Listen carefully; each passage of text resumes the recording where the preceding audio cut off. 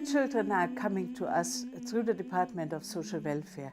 These are all children in need of care. Many are orphans, full orphans, or they are abused or have been picked up, abused in different ways. But those who have been found without knowing exactly where they are coming from, and those who have been abused very often by their own family surrounding. We hope to create young, independent individuals who are able to reintegrate back into society, take care of themselves, their families, and hopefully the community at large. We've provided a beacon of hope for them. They are children who've come from cases where nobody could send them to school for one reason or the other, or they came across an unfortunate incident. So having had that fallen on them, we want to give them a hope for tomorrow, for themselves and their families.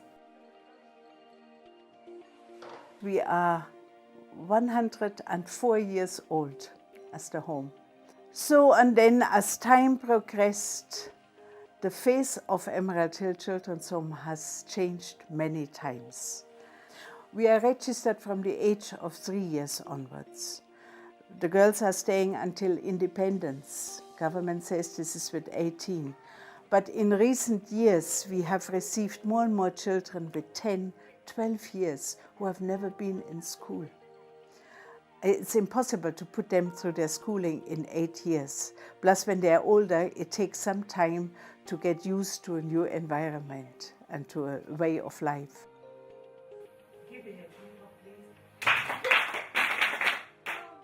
We get the child from the Department of Social Welfare. That's when we start tracing and trying to understand where the child is coming from, what are the surrounding issues and problems that the child has been facing, and how we can help the child cope up, and also making a plan on how the child can be reunified with their families in the afterlife. We have about 87 children and about 52 girls. We have boys from 3 years to 13 years. Then for girls, it's from 3 years to 18 years. Then we have those who are at the tertiary level who can exceed to around 21. I always think of myself and I ask, if I didn't go into a home, where will I be today? And I think I wouldn't be so advantaged as I am now. That's the first thing. A home like this takes a lot of kids away from bad situations. And if you're given that fresh start to start, your life and become somebody of, of value and of importance. We try to help these children, to give them the possibility to build up their own lives. But their unseen wounds of rejection are often so big that it is a hurdle to climb over for them to believe in themselves. I can succeed in life.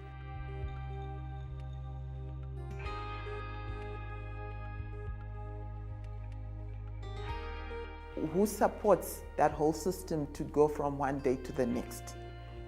The children need to be here, but they also need that support. As a home, we have various things that we have because we are taking care of children.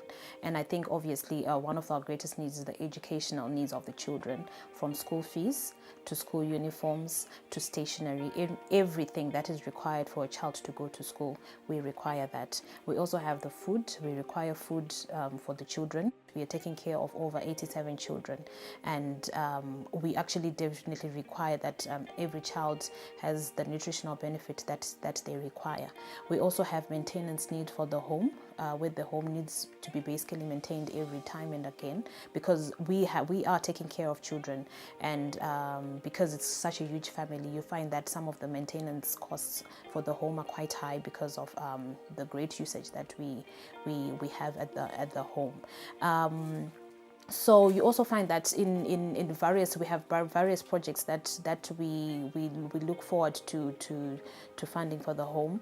We had been running out of water the past last year we had a challenge of water at the home, and we were planning to raise funds for a water recycling plant.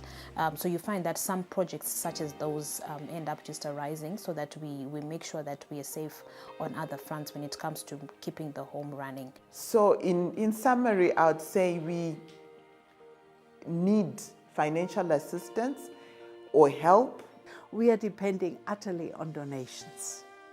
And it's interesting, the good old Lord seems to have a heart for his children, because we are still surviving. For the last 100 years, we are surviving. We have been mainly relying on donor funds, international donor funds.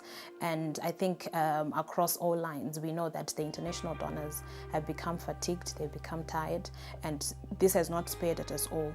We've had a lot of support from the Dominican Sisters Friends, but obviously the funds and support are dwindling due to just the international issues that are rising. So we've also just come out and we're saying to the local communities, to the local corporates, can you support us by all means possible? It can be even just a packet of rice or a packet of beans, but everything all adds up to us being able to continue to running the home. We started off by begging for the children, and then when we got registered in 1914, then we got a little help from the social welfare, but a great deal is depending on donations from well-wishers, small or big, whatever people can afford and give from their heart is very welcome.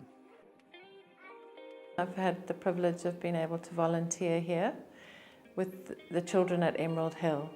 So it's a great opportunity to come to a campus where it's secure, and there's 100 children here, so it's very vibrant, full of love. They just love the attention. A home like this is still in existence, started over 100 years ago. And obviously society has changed over that 100 years, but it's still needed now as much as ever.